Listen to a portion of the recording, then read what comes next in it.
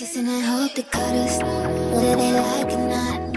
I wanna show you up, I wanna show you up. Hey everybody, Alexis here. It's been like years since I've been here, 4 or 5, like kind of a lot. It's been a while since I've been here. I guess I kind of want to just talk about why I've been gone so long and introduce you guys into the new vlog I'm gonna try to start of basically like my last semester in medical school. I know, right? You guys have been here since like I put in my application and didn't get into like 30 schools, and y'all been here since like my first day of school, and I probably disappeared since my first day of school. So I just kind of talk about, I guess, why I disappeared through a little mukbang of me eating my last big bag meals of 2024. I kind of just got really like bad imposter syndrome when I was in the Caribbean schools. I think I didn't know a lot about going to a Caribbean school. I didn't know anybody who had been to a Caribbean medical school before at all. Like, I knew of people, but like nobody I personally knew was going to a Caribbean medical school. So I was the first person I knew to go. And at the time I was making, you know, a lot of YouTube videos about going Caribbean and that type of thing, and I was just getting a lot of flack about going Caribbean and didn't know about anybody going. You know, I was just so happy to get into medical school, and like for that situation, it was something that was not new to me. Like, when it comes to, you know, me trusting God and whatever my next move is, I usually only have one option. It's because I usually only have one option, so the choice is made for me. So when it came to going to a Caribbean medical school, I knew I didn't want to take the MCAT again, and I knew I wanted to go to medical school, and I didn't want to skip out of here. So my only option was to go Caribbean. At the time, I didn't know that it was like second class, or you should try to do what is it called? You should try to go MD 2 times and then DO, and so I had a lot of imposter syndrome on whether I should even be going to AUC. Should I not even be going there? Should I try to drop out? Should I try to go to an American school? Like, it was just a lot of unnecessary fear put in me because I felt like I wasn't living up to other people's expectations. Meanwhile, I had no expectations. Like, I mean, my expectation was to go to medical school and graduate. Like, I had no other concerns other than that, versus a lot of other people, especially people in my comments, had a lot of concerns about it, and it made me worried because they were worried, and I couldn't enjoy. I just hate that I really had a lot of imposter syndrome, a lot of listening to other people who may have known what they were talking about, but at the end of the day, it didn't really matter. So yeah, I just started feeling bad, just like seeing certain things about how Caribbean schools change their numbers a lot, and that's true. Like, certain times they are able to like change their numbers because they make you do a lot of pre-testing before you take the actual test, so it's an easier way for them to know how their numbers are looking. So it was just certain things that I would watch, and just watching certain YouTube videos about going Caribbean, how it should be like your last option, and like I just started to get really scared because on whether I made the right decision or not. And honestly, like I said, I was totally okay with the decision up until, you know, other people started giving their opinion, or I started looking for the validation of other people. And I hate that that's what I did, was I started to look for validation towards other people, or, you know, why aren't you supposed to go to Caribbean? Why aren't you supposed to? It's just thinking I made the wrong decision when the whole time, you know, the decision was a good decision. Like, my advisor, someone I looked like closely to, he was like, oh, I hate that you didn't get into an American medical school, you got into a Caribbean school. So it's like I was no longer proud of myself for that decision, and I started to feel bad about it because everyone else made me feel bad about it. But in hindsight, you know, it was what I was supposed to do.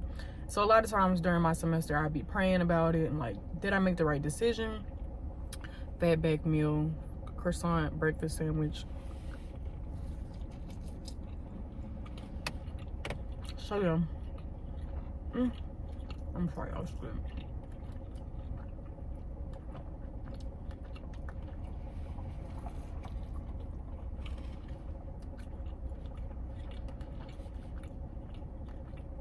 Yeah, so basically I went through a lot that first semester. Just really having like imposter syndrome, thinking I went to the wrong school. Like, I had never studied before going to medical school, and I just felt like I couldn't go anywhere. You know, I'm on an island. I'm not fully enjoying myself because I'm so worried about, you know, passing, because I've never studied it. And a lot of people were telling me about how they failed a class their first semester. So my main goal was not to fail any classes.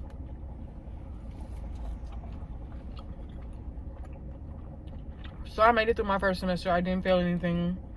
My second semester, I believe I failed a test, but I didn't fail any classes. And then that's when COVID happened. So I left school, I believe, March. And after that, I was doing medical school online, which I'll say just helped me a lot because I had more time to work with my tutor. I hate I'm eating during this vlog. But I'm hungry. I'm not even gonna eat the other half because I want to finish the vlog.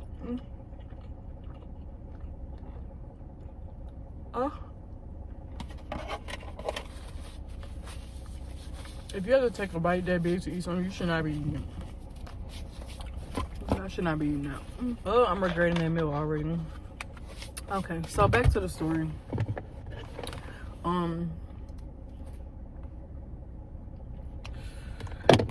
Yeah, so after that, it was COVID. I did that semester in COVID. I want to say like 3 semesters I did in COVID. Yeah, and I didn't end up going. I stayed out of school from March until January the next year, and then January we went back to the island. I wasn't a huge fan of going back to the island. It was a lot of things kind of just that weren't great, but I'm kind of glad I didn't do a video on it at the same time. But I thought about coming back then and doing a video during COVID, and it was just wild. It was just really eye-opening to get back to St. Martin, and then like when I got there, that's when the whole like, I think you call it the insurrection, the whole January 6th thing happened. It's just like, man, like the things that go on in America, it's just wild seeing it from the outside looking in sometimes. So I spent my last, few months on the island. That was where I failed my first class. It was a comp class, like ICM 6 or something. It's basically like practice step 1, which is kind of what I was talking about earlier when I said that it's a way that they say that medical schools, Caribbean medical schools, kind of changed their pass rate of a lot of things like step 1 and stuff, because you have to take this course in order to even take step 1. So it changes the demographic of how many people really pass step 1, because everybody didn't technically sit for step 1, if that makes sense. So I was one of those people who did not pass to even sit for step 1. So I ended up having to retake that class. And then over the summer, I think I passed it, took step 1. It took me a while to take step 1, but then I took step 1 and started clinicals. I did like OB and Peds in Miami. That was a nice experience. And then I did the rest in Baton Rouge. And then I did all my cores in Baton Rouge. Then I did maybe like 1 or 2 electives there. And then I went on to Flushing Hospital in New York, and I did 4 more electives there. I really enjoyed my time in New York. I really did not want to go at first, but it was very eye-opening. I really love the fact that I got to go to Miami, Baton Rouge, and New York.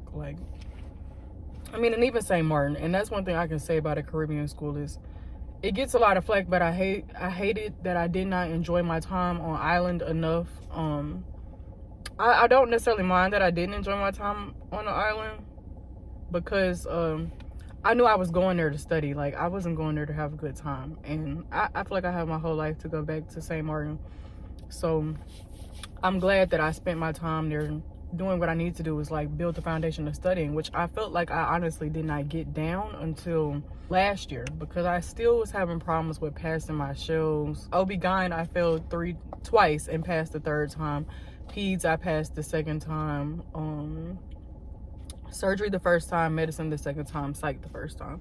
So I thought I was ready to take my next comp, which was going to prepare me for step 2.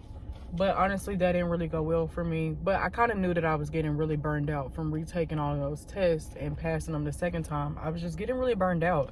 And I felt like it was hard for me being in school where, especially when, you're going to work, you come home and then you have more work to do.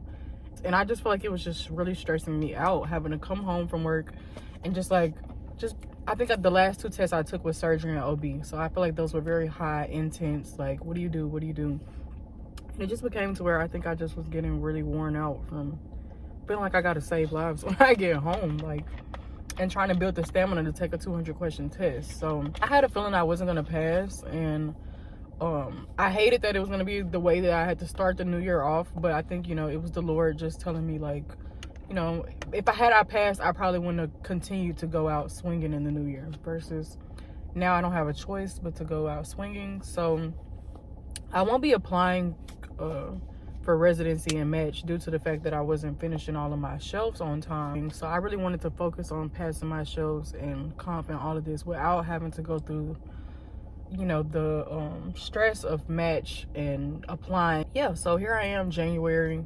I was happy. I am really proud of myself that I passed those 4 tests last year. I did start off last year the same way.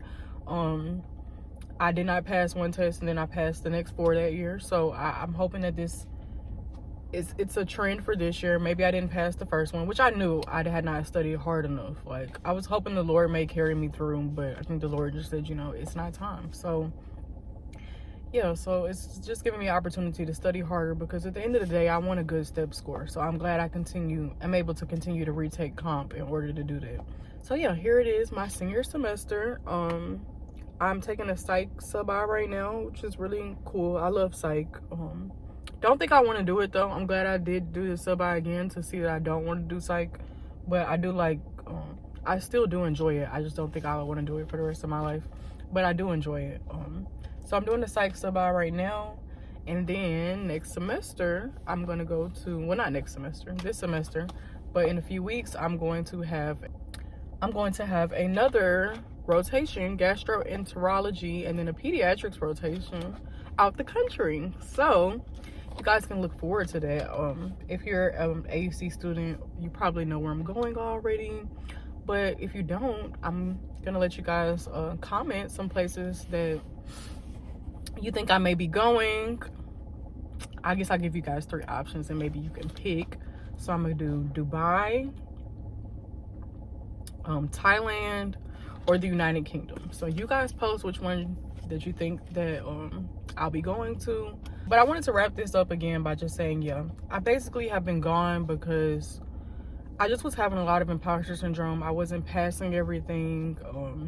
I really had not figured out how to study well. It was just a lot. Obviously, going through medical school, 1 in the Caribbean was different, and I said 2 during COVID. Definitely are things that I don't know if I've really mentioned it on YouTube, but my father passed away, and he was a podiatrist for a short amount of time before his passing. And I think I just had a lot of depression, a lot of PTSD, a lot of persistent grief. I feel like a lot of things that I thought, just a lot of reasons that I thought caused my dad to pass away weren't necessarily true. And it was just a lot, it was just eye-opening. It was basically like feeling like I had to grieve twice. Like, I had to grieve what I thought caused my dad to pass, and then I had to grieve, what actually caused my dad to pass. And, just the fact that maybe he had a little more control than I expected. And I think that even kind of made me a little angrier. Like, maybe you didn't try as hard to spend, maybe I wasn't worth it. Getting the blessing to see so many other Black doctors who are making, a better life for their families. And just certain little things would just really just put me into a state of depression. Like, I remember at one point I had a teacher who got a phone call from his daughter and about just where they would go eat tonight. He was like, oh, do you want to go to J. Alexander's? Do you want to go here? Do you want to go here? It just was so cute to me how he was giving her a million options. He was like, oh, we could go here, we can go there. And I remember J. Alexander's was a place that my dad loved.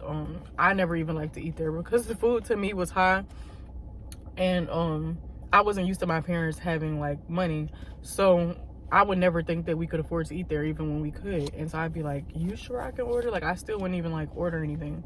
But just like him saying that just like would make me cry. I remember crying that whole night because it's like, man, like, you get to take your daughter out to eat today. Like, that's something that I really prayed for and I didn't get to have. And like, it would just be certain instances like that where I couldn't be happy, but the happiness was just taken away. Like, times I hear certain doctors be like, oh, I gotta pay for my daughter's wedding or my daughter's graduating, or, you know, they just used to be so proud of their children, especially ones that were continuing their career on in medicine, or just period, you know, just how highly they speak of their kids and stuff.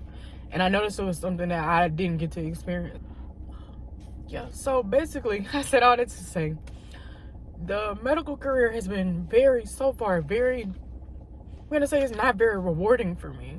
It's rewarding when I get patients who are happy for me and happy to see someone who looks like them in the office, you know, who they can relate to. That part has been very happy, and I'm very ecstatic to see just my patients and even staff members so happy to see someone who looks like them in a field that they can look up to. So I'm happy about that. And I'm happy that so many people I know who deserve to be here, deserve to be in medical school, have gone to medical school, and they have even Caribbean. And I'm happy to know that people went Caribbean, because I swear at the time I didn't know anybody who went Caribbean.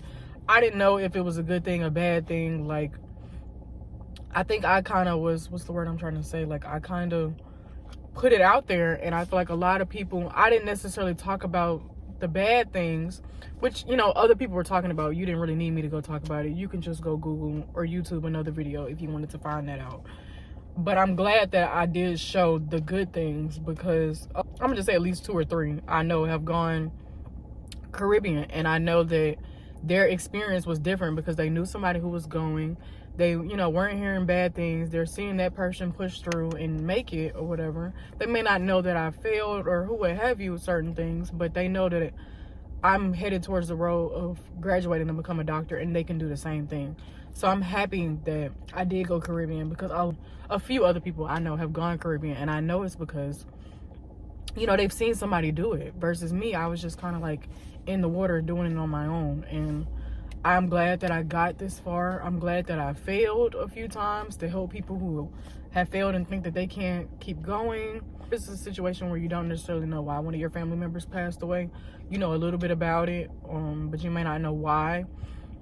It's really hard going to medical school and figuring out, you know, sometimes the things that you heard weren't the truth, or figuring out just some of the conversations that had to be had for that person to get where they are in life. So I really appreciate all of the subscribers that I have who stayed with me throughout this journey, because you didn't have to stay. Like, it's been, like I said, I know it's been about 5 long years since you've seen me. It's been like 5 years since you've seen me, and yeah, I'm just glad all of you guys are still here. I'm sure all of you guys are looking forward to hearing from me, and somehow I still get new subscribers. I still get new comments on my videos, and that just showed me that, like, this is what I need to be doing. Like, you need to get back into the field. Do you want to hear more about medical school, Caribbean schools, whatever? Like, just drop whatever comments you have below.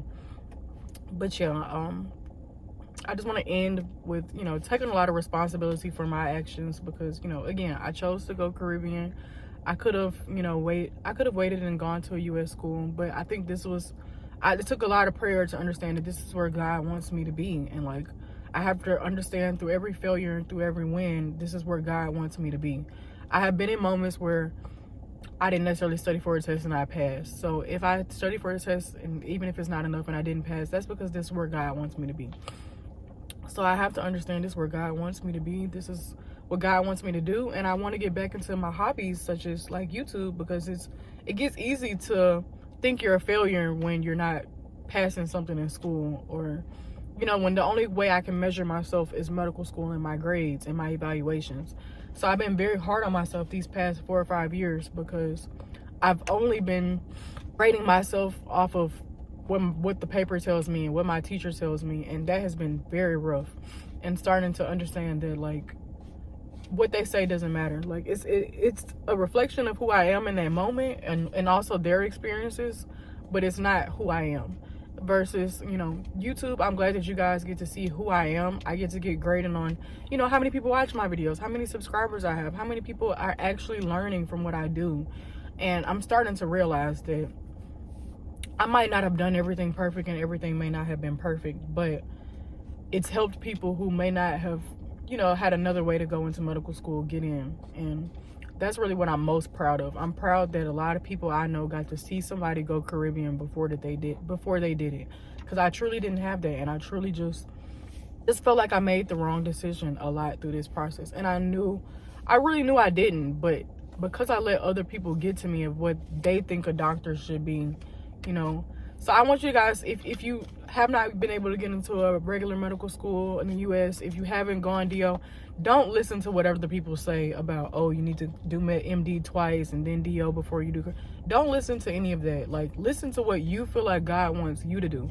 Don't listen to other people, because when I sat and thought about it, like when I came to Baton Rouge, at Baton Rouge General, I didn't realize how many people were going to Caribbean schools. Most of my teachers went to Caribbean schools. Most of them either went to a Caribbean or they went to a school in their country. A lot of hospitals here, especially ones in New York, were more diverse. A lot of people do not even go to the they don't even pick people from American places. They pick people from other places because they have a lot of people from other places there. So don't get down or discouraged and think like, oh, you know, because I go to a Caribbean, I can't get it. That's not the truth at all. Like I said, I've been to hospitals where 80% of the doctors on board did not go to a U.S. school. And I'm saying somewhere like Baton Rouge, Louisiana. Like, you know, although healthcare, of course, is it's a lot of doctors, but it's still probably an undeserved area. But it just goes to show, like, I've never seen a patient ask, well, what medical school did you go to? Like, it doesn't happen. Like, it really doesn't happen. And a lot of times the people in the comments, I'm not saying that they're right or they're wrong, but a lot of people who have gone to the Caribbean and who have become doctors, they don't have time to sit and comment under YouTube videos and tell you that things are not true, because they're at work every day. Like, so don't get discouraged by some of the comments you see and people saying you won't get in and that type of thing. Don't get discouraged at all, because I'm here to tell you that those comments will come, and all you will do is spend more time feeling bad and feeling like you made the wrong decision, when in actuality the decision may have been made for you. And as long as you stick through it, as long as you put the work in, you will make it to where you need to make it. And there won't be one person who asks you where you got your degree from. It probably won't happen. Like, in all instances, like, your colleagues may ask you, but when it comes to your patients will probably never ask you what medical school you went to. So that's just kind of like my rant. So of why I've been gone, I may break this video up into 2 parts because it's long as hell, and I don't know if anybody wants to hear me talk for 25 minutes, but you guys have before. I look kind of pretty today, so hopefully that helps. But I really do enjoy talking to you guys, and I hate that I've been gone for so long, and I think I've been such a perfectionist of, you know, just how things have changed in the last 5 years when it comes to aesthetics and stuff. But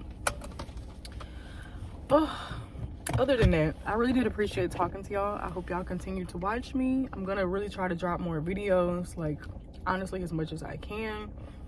A lot of journeys I'm going through before I go to overseas to my next location. So it was nice talking to y'all. Have a good day. See you soon in the next video.